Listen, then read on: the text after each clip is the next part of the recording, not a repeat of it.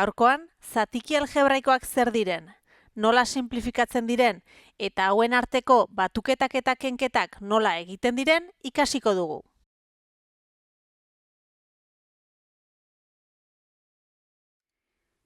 Bi polinomioren arteko zatiketari zatiki algebraiko deitzen zaio. Adibidez, P polinomioa zati Q polinomioa. Hemen ikusten dugun hau zatiki algebraikoa da. Izan ere, zenbakitzailean daukaguna polinomio bat da, 2x gehi lau, eta izendatzailean daukaguna ere polinomio bat da. X berbi, ken 5x gehi 3. Ondorioz, honako hau zatiki algebraiko bat dela baieztatuko genuke.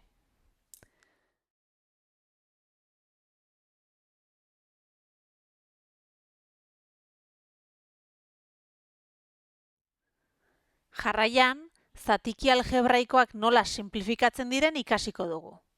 Zatiki algebraiko baten zenbakitzailea eta izendatzailea polinomio berdinarekin zatitzean, zatiki sinplifikatua lortuko genuke. Hau lortzeko honako bi pauso hauek jarraitu behar ditugu. Lehenengo, zenbakitzailea eta izendatzailea faktorizatu behar ditugu. Polinomio bat nola faktorizatzen den ikasteko, kanalean eskuragarri dituzue faktorizazioen inguruko bi bideo. Ondoren, behin zenbakitzailea eta izendatzailea faktorizatuta, zenbakitzailean eta izendatzailean errepikatzen diren polinomioak sinplifikatuko ditugu. Honako hau nola egiten den argi ikusteko, honako bi adibide hauek ikusiko ditugu. Batetik, x berbi ken 6x gehi 9 zati x ken 3 zatiki algebraiko hau sinplifikatu nahi dugu. Lehenik, esan dugunez zenbakitzailea eta izendatzailea faktorizatu behar ditugu. Zenbakitzailean daukagun polinomioa identitatea nabari bat dela dakigu. Ondorioz, hau identitatea nabari moduan adieraziko genuke. Izendatzailean daukagun polinomioa berriz faktorizatuta dago. Ondorioz, hau dagoen moduan adieraziko dugu.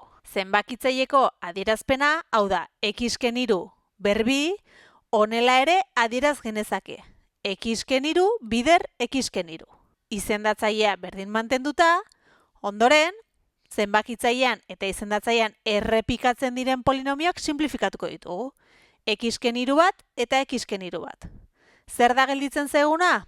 X ken 3. Ondorioz, honako zatiki algebraiko hau sinplifikatuta, x ken 3 litzateke. Bigarren adibidean, honako hauxe daukagu. 2 bider x berbi ken 6x, zati lau x berri 3 ken 2x. Zatiki algebraiko hau sinplifikatzeko ere, lehenik zenbakitzailea eta izendatzailea faktorizatuko ditugu.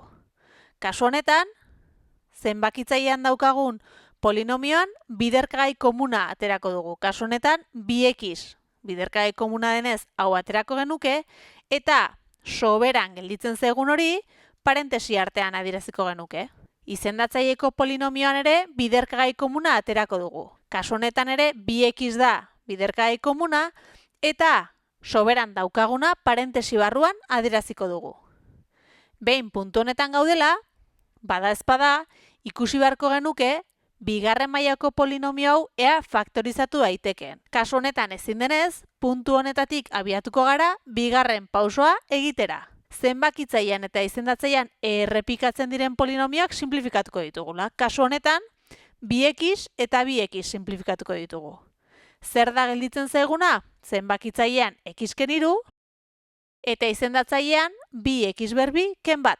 Ondorioz, honako zatiki algebraiko hau sinplifikatuta, hauxe izango litzateke.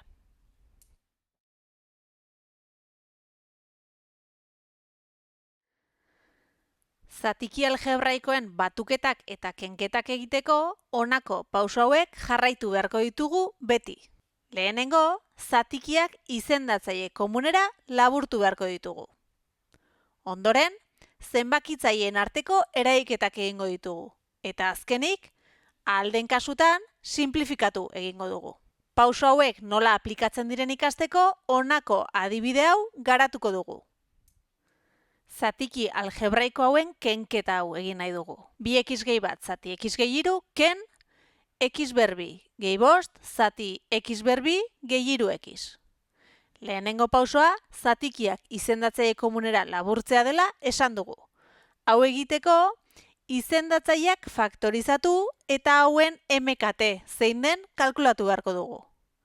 Izendatzaile bat x gehi hiru da, eta beste izendatzailea x berbi gehi hiru x. Bigarren izendatzaile honi biderkagai komuna aterako bagenio, x bider x gehi hiru geldituko litzaiguke. Behin, bi izendatzaileak faktorizatuta, MKT zein den esan beharko dugu. Gogoratu, MKT nola kalkulatzen den ikasteko edo errepasatzeko, kanalean eskuragarri duzue honen inguruko bideo bat. Gogora ekarri dena den, aukeratu behar ditugun aldagaiak direla errepikatzen direnetan handienak, kasu honetan biak berdinak direnez hauetako bat aukeratuko dugu, eta errepikatzen ez diren gai guztiak, kasu honetan x ere aukeratu egin beharko dugu. Horregatik, bi izendatzaile hauen MKT x bider x gehi hiru izango da. Behin, izendatzaileak faktorizatu ditugula eta MKT zein den kalkulatu dugunean, zatikiak izendatzaile berri honetara egokitu beharko ditugu. Lehenengo izendatzailea aldatzeko, hemendik ona bider x egin dugu. Horregatik, zenbakitzailean ere bider x egin beharko dugu. Bigarren izendatzailea ez da aldatu. Horregatik, zenbakitzailean ere ez dugu ezer aldatuko. Behin hau eginda, zenbakitzaileak garatuta adierazi ditugu. X hau bi x-ekin bidertuta bi x berbi eta x-a bider bat x. Izendatzaileak dauden bezala mantenduko ditugu. Bigarren pausoan, zenbakitzaileen arteko eraiketak egiteko eskatzen zaigu. Ondorioz, izendatzaileak berdin mantenduta, zenbakitzaileen arteko eraiketa hau, zenbakitzaile bakar batean adierazi dut. Bi x berbi gehi x, ken x berbi gehi bost. Zergatik jarri dut parentesia bigarren zenbakitzailean? Kontuan izan behar dugulako, negatibo bat daukagunean zatiki baten aurretik edo parentesi baten aurretik, honek parentesi barruko gai guztien zeinuak aldatuko dituelako. Hori horrela izan da, zenbakitzaile hau horrela geldituko zaigu. Bi x berbi gehi x hori ez da aldatzen, orain, x berbiari zeinu aldatuk beharko diogu, x berbi hemen positiboa denez hemen negatibo jarriko dugu, eta bosta ere positiboa denez hemen negatibo jarri beharko dugu. Orain bai, zenbakitzailean daukagun polinomio hau laburtuko dugu edo monomio hauen arteko eraiketak egingo ditugu. Gogoratu, monomioen arteko batuketak eta kenketak egiteko, hauek maila berdinekoak izan beharko dutela. Ondorioz, bi x berbi, ken x berbi, x berbi. Gehi xak ezin dugu eragin, modu horretan adieraziko dugu ondorioz, eta minus bostarekin ere gauza bera gertatzen zaigu. Dagoen moduan adieraziko dugu, ezin dugulako eragin. Ondorioz, honako eraiketa honen laburdura honako hau izango litzake. X berbi gehi x ken bost, zati izendatzailea mantenduta, x bider, x gehi hiru. Azkeneko pausoa, esan dugunez, posible den kasutan, zatiki algebraikoa sinplifikatzea izango da. Aurretik ikusi dugun moduan, horretarako zenbakitzailea eta izendatzailea faktorizatu behar dira. Kasu honetan izendatzailea faktorizatuta daukagu, eta zenbakitzailea faktorizatu ezin denez, kasu honetan ezin da zatiki algebraikoa sinplifikatu. Eta ondorioz, eraiketa honen emaitza honako hau izango da.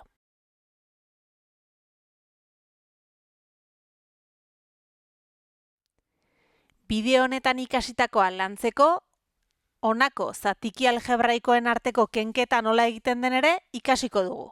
Bi zatiki algebraiko hauen arteko kenketa egiteko gogoratu lehenik zatikiak izendatzaile komunera laburtu behar ditugula. Horretarako, izendatzaileak faktorizatuko ditugu lehenik eta ondoren hauen MKT kalkulatuko dugu. Lehenengo izendatzailea x berbi ken 3x da.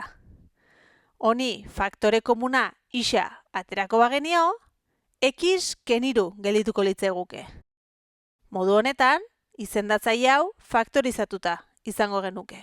Bigarren izendatzailea x berbi ken 4x gehi 3 Ruffini metodo bidez faktorizatu dugu. Hau nola egiten den gogora ekartzeko, ikusi kanalean eskuragarri duzuen bideoa. Ruffini bidez faktorizatuta, honako polinomio hau x-ken bat bider x-ken 3 moduan adieraziko genuke.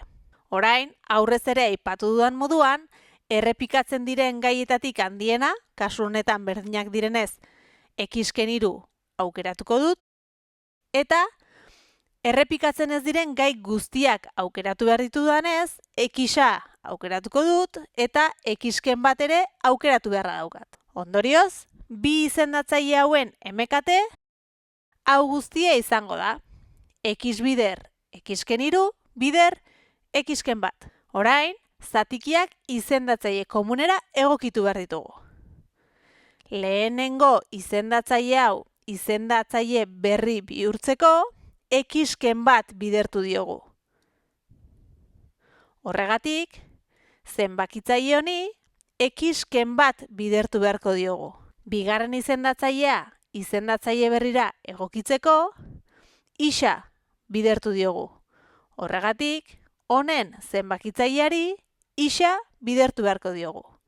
Modu honetan, bi zatikiak izendatzaile komunera egokituta daude. Jarraian, zenbakitzaileen arteko eraiketak egin behar ditugu. Honako zatiki algebraiko hauen zenbakitzaileak, zatiki bakar batean adierazi ditut. Dagoeneko eraiketak eginda eta negatiboak aplikatuta. Gogoratu, izendatzailea aldatu gabe utziko genukela. Hasteko, x bider 2x, 2x berbi.